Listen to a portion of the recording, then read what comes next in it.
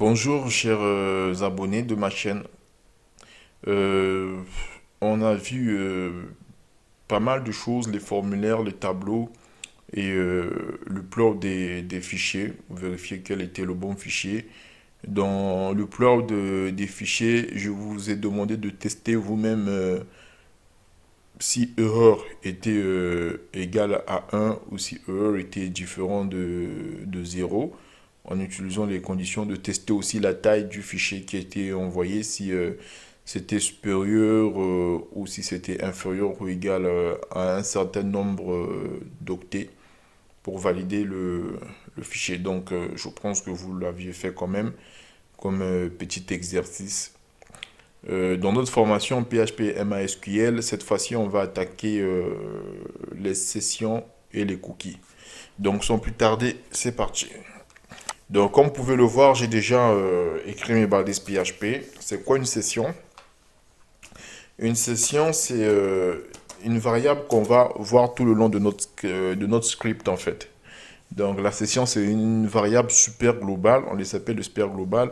On peut les récupérer sur tout le site.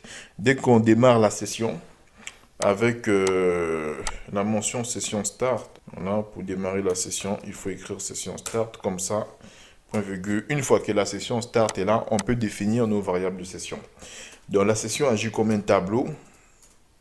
Voilà, elle agit comme un tableau session. Et on peut définir des paramètres dans cette session-là. On peut dire par exemple login. Vous voyez, on peut dire par exemple login égale Jacques, point virgule. Et on peut dire, vous voyez, on définit des sessions. Donc des sessions, des variables super globales. C'est-à-dire, ce sont des variables qui vont être présentes dans tout notre script, en fait, dans tous les scraps, sur toutes les pages et tout. Dès qu'il y a la mention session star là, sur ces pages, on pourra récupérer Jacques, on pourra récupérer on pourra récupérer Jacques, on pourra récupérer mot de passe aussi que je crée ici. Voilà, donc on va mettre ici la MDP. Voilà. Donc c'est comme c'est un tableau, hein, comme vous pouvez le voir, c'est simplement un tableau. Pour lire le tableau, on va essayer de lire notre session ici là, la session login. Pour lire une session, c'est simple. Par exemple, la session Jacques, on va écrire simplement session login et ça va nous afficher Jacques. Voilà, si vous, ça. Donc, si vous retirez le login, il n'y aurait rien qui va s'afficher. Ou pire même, il peut y avoir une erreur. Voilà. Donc, c'est juste pour dire que c'est comme ça. J'ai vraiment comme un tableau. C'est cette-là qu'on affiche pour avoir la valeur de notre variable qui est définie en session ici. C'est pareil pour le MDP. Ça va donner le même résultat. Qu'est-ce que je peux dire d'autre sur les sessions? Une fois que vous avez démarré la session sur un script, pour détruire la session, parce que là, à supposer que j'efface tout ça, vous voyez, j'efface ça, voilà, par exemple.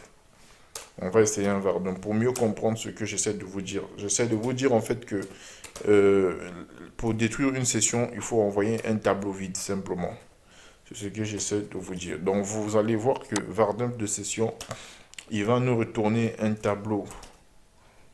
Voilà. Il dit quoi? Notice indefinite variable session à la ligne 4. Donc il dit que la variable session à la ligne 4, c'est là, il n'est pas défini. Donc pour le définir, rien de plus simple. On va le mettre à nul. Voilà, de la session. Il est nul, ok.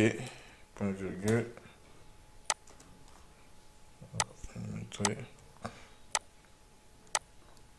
Donc voilà, one tuto PHP 4 points, il est nul. Là, la variable session, elle est définie. Parce que quand on rentre dans la session ici, là, elle n'est pas indique que non, session n'est pas définie. Si j'essaie print R,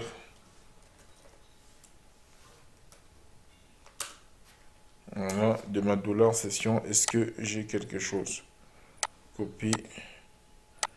reste point virgule. Voilà. Donc bon, print R de ma session. Print R ne nous affiche rien. En tout cas, ici, là, on peut dire que session n'agit pas comme un tableau. Attends, j'annule. Il n'agit pas comme un tableau. Donc, on va lui attribuer une valeur à cette session-là. Par exemple, ici.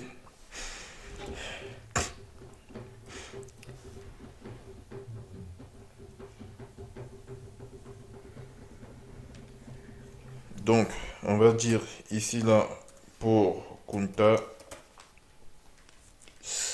égale, par exemple, monde, point virgule. On va faire un écho. En fait, le test qu'on vient de refaire tout à l'heure. Donc, on refait la même chose. On va afficher. Je vais vous montrer comment est-ce qu'on va vider, en fait, cette variable-là. Pour pouvoir... voilà, ça c'est fait. On actualise. Il va nous afficher monde. Maintenant, on va faire un var dump. Voilà, de la variable session ici. Il va nous envoyer un tableau associatif qui a pour clé Kunta et valeur monde. Donc, c'est bien ce que on remarque ici, là. Voilà, on voit le tableau associatif qui a taille size 1. Pourquoi? Parce que il n'y a qu'une valeur ici, là. Et une longueur de 5. 1, 2, 3, 4, 5. Donc, le tableau associatif, il est là. Maintenant, pour tuer cette session, il faut renvoyer ce que je voulais dire en fait. Une variable vide. Donc, il faut faire $session. Voilà, $session égale à un tableau vide en fait. Vous voyez? Donc, ça veut dire qu'on supprime tout le contenu de la session. Voilà, ça c'est pour tuer vraiment toutes les variables de session. Là, ça ne va rien, ça va afficher toujours ça. Mais on va reprendre cette var dump là, on va le mettre juste en dessous. Voilà. On va le mettre là. Vous allez voir que ça va retourner un tableau qui est vide. C'est comme ça qu'on tue une session. Vous voyez, le tableau, il est vide, ça dit 0. Une fois qu'on a bien nettoyé la session, ça s'appelle nettoyer la session, on peut appeler la fonction session destroy. Là, ça veut dire qu'on tue complètement la session. Il dit que la session est vide, mais lui, il lit en fait tout le script. Vous voyez, il lit tout le script qui est présent. Donc, c'était tout pour les sessions.